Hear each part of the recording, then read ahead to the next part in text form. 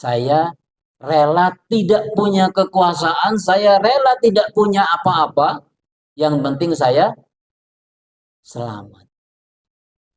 Tidak akan merasakan manisnya iman, kata Rasulullah, sebelum dia mencintai Allah dan Rasulnya melebihi cintanya di atas siapapun. Kalau sudah berada di puncaknya itu, ya, kalau ditanya bahasanya, udah siap? Siap. Udah siap? Siap. Udah siap? Siap. Kemana? Dijemput pulang.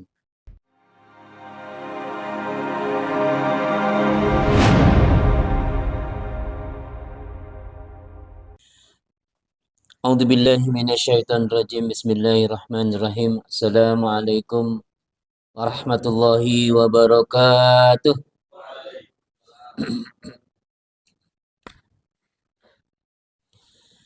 Alhamdulillahi rabbil alamin.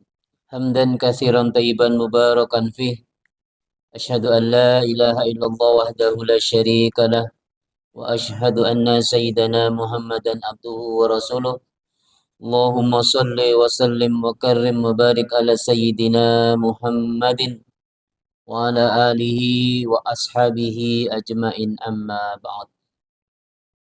Asbahna ala fitratil Islam wa kalamatil ikhlas wa ala dini nabiyyina Muhammadin sallallahu alaihi wasallam wa ala millati abina Ibrahim hanifa wa ma kana minal musyrikin.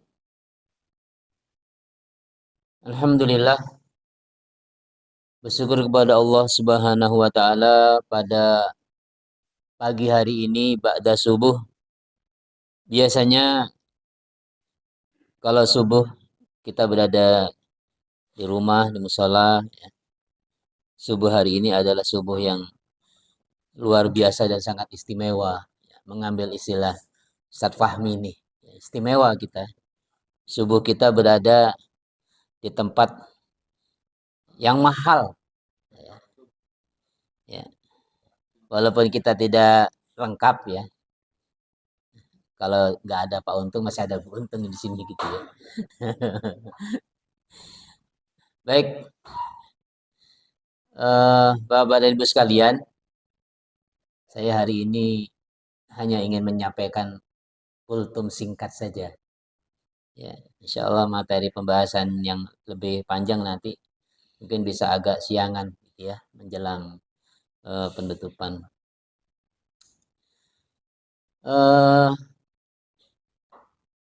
ada salah satu game yang kita mainkan kemarin sore itu, ya, yaitu game dengan menggunakan kain atau taplak. Ya, kemudian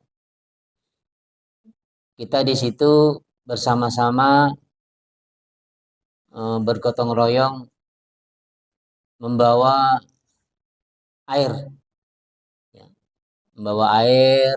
Ya. Kemudian kita gotong bersama-sama melewati berbagai macam rintangan. Ya, tujuannya adalah satu sebenarnya, bagaimana kita bisa menyelamatkan air itu. Kemudian kita tuangkan di galon. Kita umpamakan saja, air ini adalah air kehidupan, ya, yang memang sangat dibutuhkan oleh semua makhluk. Membawanya juga harus dengan penuh kehati-hatian. Karena banyak halangan, banyak rintangan yang memang diciptakan, dan memang begitulah air kehidupan itu. Ya. Kehidupan kita itu memang harus kita kawal, harus kita teliti, harus kita perhatikan semaksimal mungkin agar sampai kepada tujuannya. Menyelesaikan misi perjalanan kita di dunia yang tujuan akhirnya adalah surga Allah Subhanahu wa taala. Sebagaimana yang tadi diminta oleh Ustadz kita, Ustadz Ihsan dalam satu doanya, ya, misinya adalah kembali dikumpulkan di surganya Allah Subhanahu wa taala dengan keluarga yang sangat kita cintai. Ya, kalau ngomongin keluarga pasti anak, istri, kedua orang tua dan keluarga besar kita semuanya, ditambah lagi dengan saudara-saudara kita, ditambah lagi dengan sohib-sohib kita, ditambah lagi dengan teman-teman kita, teman pengajian, teman majelis taklim, teman berjamaah dan segalanya. Seperti ini juga ya, kita mengharapkan kepada Allah bisa dikumpulkan kembali reuni di surganya Allah Subhanahu wa taala. Mudah-mudahan harapan itu ya, memang benar-benar Allah kabulkan, Allah ijabah. Amin ya rabbal alamin. Saya ingin menitik beratkan kepada air tadi ya. Dalam rangka menyelesaikan misinya, masing-masing kita, masing-masing grup berikhtiar semaksimal mungkin. Bagaimana air itu tidak tumpah percuma. Kemudian ada juga satu kelompok yang tidak ingin air itu percuma, ya, sampai kain yang basah juga diperas, ya, diperes. Gitu. Ini gimana nih supaya tidak mubazir? Nah, hikmah di balik itu semua adalah memang air kehidupan itu air adalah yang sangat berharga. Ya. Dulu, ya, ini kisah hikmahnya adalah dulu di zaman tabi'in ada seorang khalifah bernama Abdul Malik bin Marwan. Dia itu seorang khalifah yang besar gitu ya, memimpin suatu eh, negara ya. Kalau sekarang presiden lah kalau di kita mah. Ya, presiden yang sebenarnya rakyatnya itu sudah makmur sejahtera. Ya. Negaranya itu makmur sejahtera. Tapi dalam hidupnya itu dia merasakan ada sesuatu yang hambar. Ya, kurang apa sih sebenarnya presiden ya, punya kekuasaan, ya, punya kekayaan, punya anak buah, punya bala tentara dan segalanya, tapi dia merasakan hidupnya itu hambar. Kemudian apa yang dia lakukan?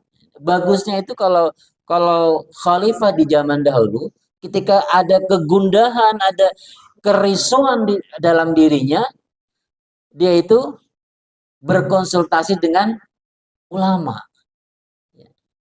Maka diundanglah suatu hari seorang ulama dari kalangan tabi'in, kalau nggak salah itu namanya Abu Al-Malah. Diundang ke istananya, kemudian singkat cerita ketika sang ulama sama sang khalifah ini bertemu di suatu jamuan di meja, pelayannya masuk membawa air, ya, suguhan lah gitu. Ya, di sini nggak ada air nggak apa-apa ya. Jadi nggak ada yang istimewa, ya kebetulan disuguhin air nih. Nah kemudian ketika sang khalifah mempersilahkan, silakan. Nggak usah, ini cuma ini cerita akhirnya, cerita khalifah bukan cerita ini. Ya, seksi acara soalnya emang takut dihisap. Jadi ya ketika dipersilahkan ya minum gitu. Ya, kemudian sang khalifah juga minum. Ketika sang khalifah hendak mau meneguk air itu, ya kemudian sebelumnya berkata ber mukadimah lah sang khalifah bercerita, ya Syekh, hidup saya merasa hambar, hati saya merasa risau dan segala, saya nggak tahu penyebabnya apa. Nah, singkat cerita pelayan masuk ketika meminum, kata sang khalifah gini, sebentar dulu sang khalifah, sebentar saja. Saya akan bertanya sebelum Anda meminum air itu. Seandainya, kita berandai-andai, seandainya Anda berada di padang pasir yang gersang, tandus, panas, dan nggak ada orang satupun. Di padang pasir itu ya, hanya Tuhan sendiri, dan itu Anda dalam keadaan kehausan yang teramat sangat. Kehausan yang teramat sangat. Anda membutuhkan air, jangankan segelas, setetes dua tetes itu sangat Anda butuhkan agar Anda bisa selamat dan bisa menyambung kehidupan Anda.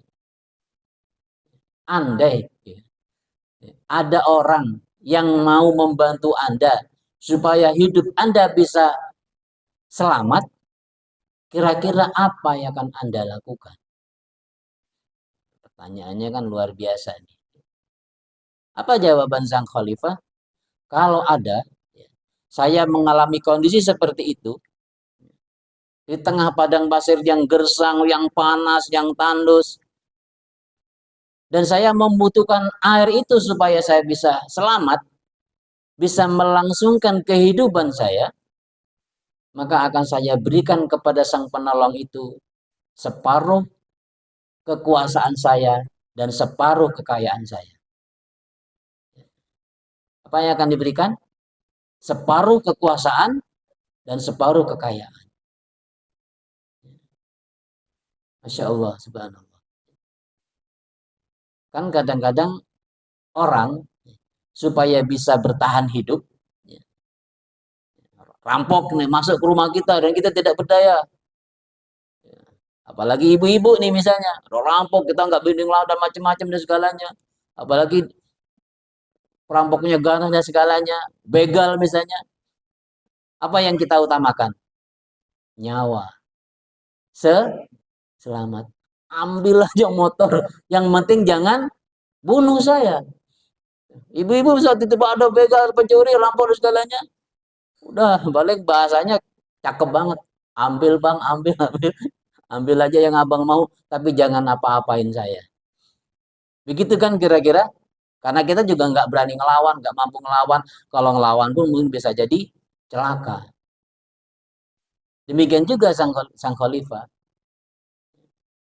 Dia akan berikan separuh kekuasaan dan akan dia berikan separuh kekayaan. Nah, kata sang ulama, kalau gitu silahkan diminum, wahai khalifah. Ya, minumlah pura-pura ya, glek glek glek. Gitu. Kemudian setelah selesai minum, sang ulama bertanya kembali. Sang ulama tanya, wahai khalifah, seandainya apa yang telah Anda minum itu nggak bisa keluar, Anda pengen banget, kalau bahasa kita mah belet pipis ya. Udah di ujung tapi nggak bisa keluar, sakitnya luar biasa. Ini ada yang pernah ngalamin penyakit apa? Kencing batu nggak nih? Hebat, luar biasa. Kencingnya batu. Hah? Nah iya.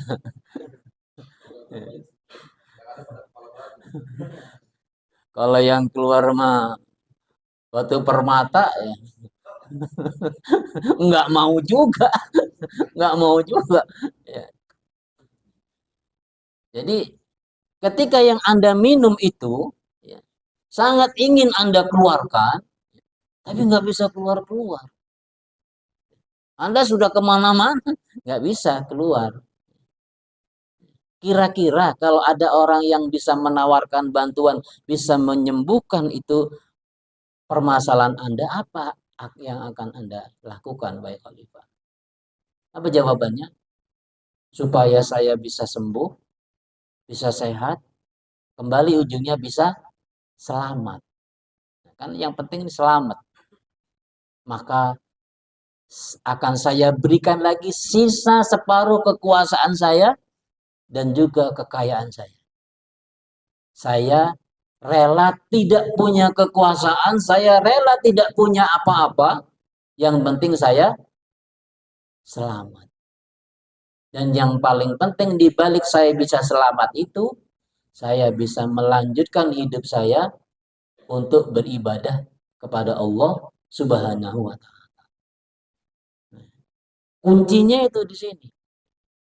Kita itu bisa melangsungkan hidup kita, bisa melanjutkan hidup kita, bisa selamat, ya, melanjutkan hidup kita supaya kita hanya bisa supaya bisa beribadah kepada Allah Subhanahu wa taala. Maka mengambil istilah Ustadz Adi Hidayat, kalau orang masih Allah berikan kesempatan untuk panjang hidupnya, diberikan kesempatan sehari, 2 hari, mungkin sebulan sampai sekian tahun lagi, Allah berikan itu, tapi tidak bertambah kedekatannya kepada Allah, tidak bertambah ketakwaannya kepada Allah, tidak bertambah ibadahnya kepada Allah. Ya, kalau semalam kata Ustaz Rabi, tidak bertambah cintanya kepada Allah dan Rasulnya, maka hidupnya akan sia-sia dan bahkan celaka.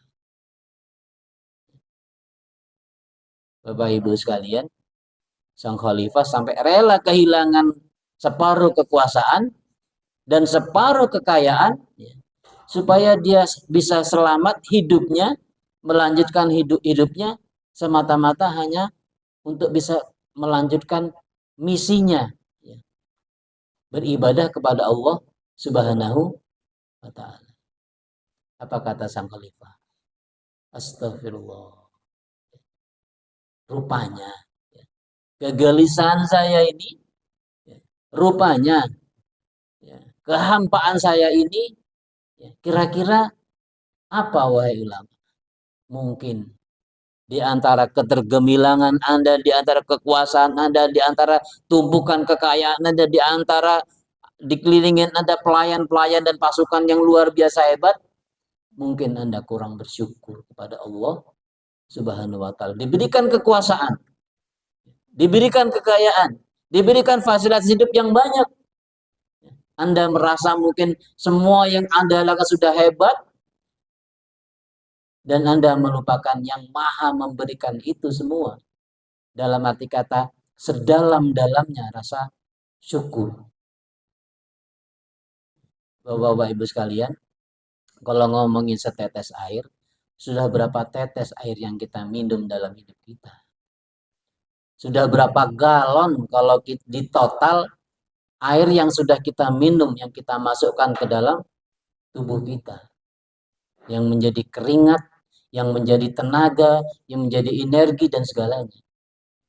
Ayo coba berapa galon? Kalau khalifah saja, ya, seteguk minuman saja, seteguk air, ya, dia rela memberikan kekuasaan dan kekayaannya, kemudian yang keluar itu sebagai kotoran, ya, keluar dengan lancar. Ada nggak yang pagi-pagi gitu kan? Ya minimal pipis kencing lah ya. Bisa keluar dengan mudah, dengan lancar, tanpa rasa sakit. Ya. Sudah berapa lama banyak itu yang kita lakukan.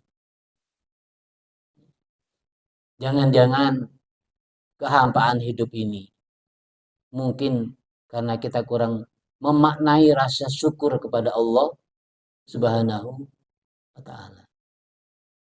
Kemudian satu pesan lagi yang tadi disampaikan, bahwa kita diberikan kesempatan hidup, entah berapa lama lagi kita tidak tahu. Yang Allah inginkan adalah agar kita semakin dekat kepada Allah, agar kita semakin bertambah keyakinannya kepada Allah, agar semakin bertambah keimanannya kepada Allah. Tidak akan merasakan manisnya iman, kata Rasulullah, sebelum dia mencintai Allah dan Rasulnya melebihi cintanya di atas siapapun. Jadi nomor satu Allah dan Rasulnya. Ketika yang maha mencintai itu menginginkan sesuatu dari kita,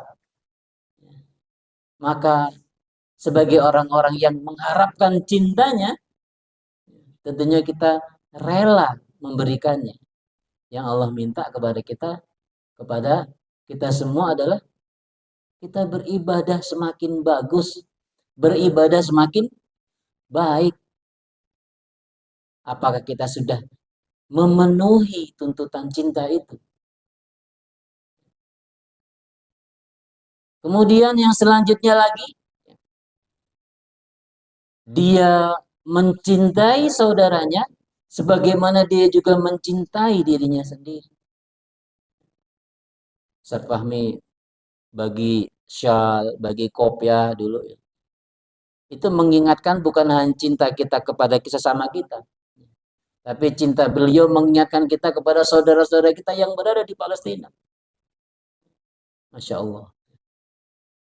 Bumi yang tidak pernah merasakan ya, kebebasan seperti yang kita rasakan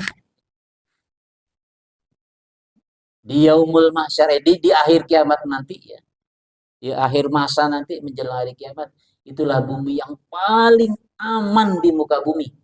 Kalau kita masih bisa punya kesempatan hidup, ya, kita diperintahkan untuk datang hijrah ke sana. Satu-satunya tempat yang paling aman di muka bumi adalah Syam, Palestina. Sementara bumi-bumi yang lain gantian. Kan kalau sekarang kita nih yang nyaman, aman, nikmat dan segala. Sementara mereka belum merasakan arti kemerdekaan yang sesungguhnya. Mau beribadah kepada Allah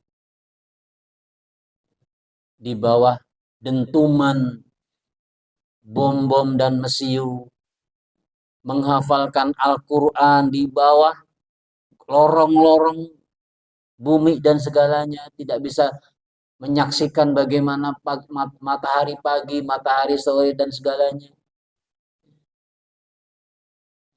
Itulah hidup mereka yang bisa jadi mungkin di mata kita kasihan. Ya, kata Ustaz kami, kita nih yang perlu dikasihani. Save Palestina, kita yang perlu diselamatin. Jangan-jangan mereka nanti yang bisa menyelamatkan kita karena doa-doa mereka. Sementara kita di sini ya, berat untuk mendoakan mereka di sana.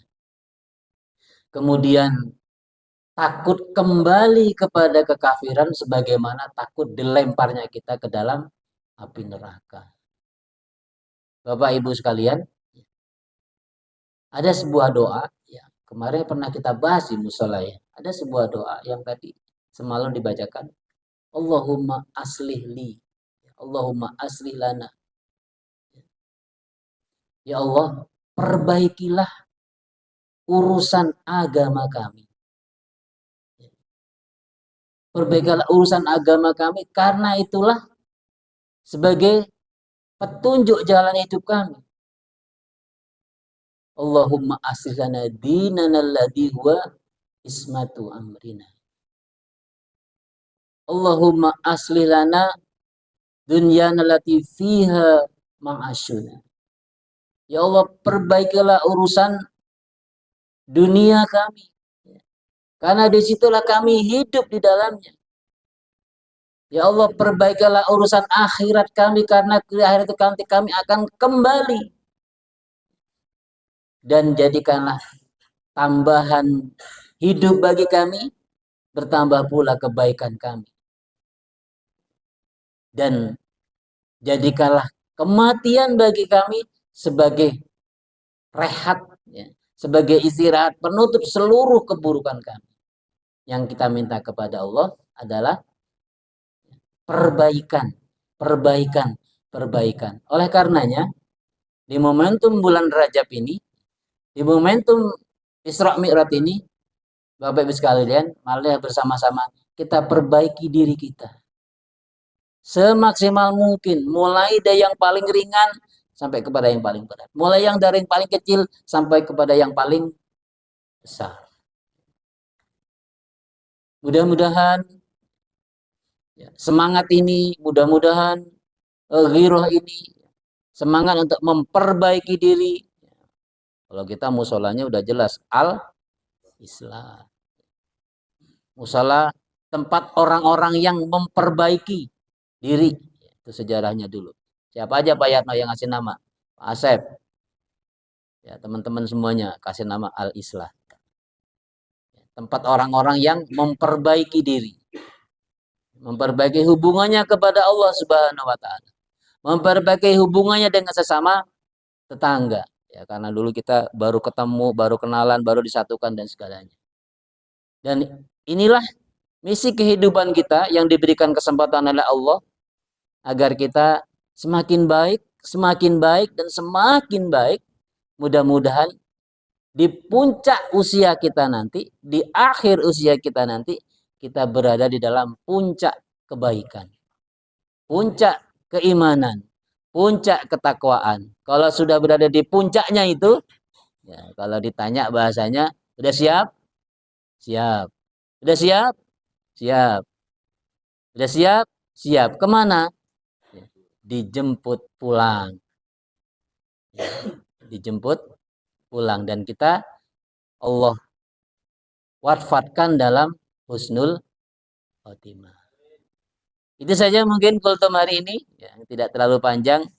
Ya, mudah-mudahan yang sedikit tapi bisa nyangkut dan mudahan bisa menjadi proses perubahan bagi kita, perbaikan diri semakin baik dalam segala hal, ya, mulai yang dari yang paling kecil sampai yang paling besar, mulai dari yang paling ringan sampai yang paling berat dan bersama-sama kita bisa memperbaiki saling mengingatkan. Saya materi ini masih berlanjut, mudah-mudahan nanti bisa masih ada waktu Ustaz Isan ya. Ya, nanti di menjelang eh, penutupan ya. Sambil kita breakdown lagi kegiatan game-game yang lain. Itu saja. Saya mohon maaf bila ada yang kurang benar. Bila taufiq wal hidayah wa minkum. Wassalamualaikum warahmatullahi wabarakatuh. Langsung ketika tutup dengan kafaratul majelis. Ya, subhanakallahumma wa bihamdika asyhadu an la ilaha illa anta astaghfiruka wa atubu ilaik. Wassalamualaikum warahmatullahi wabarakatuh.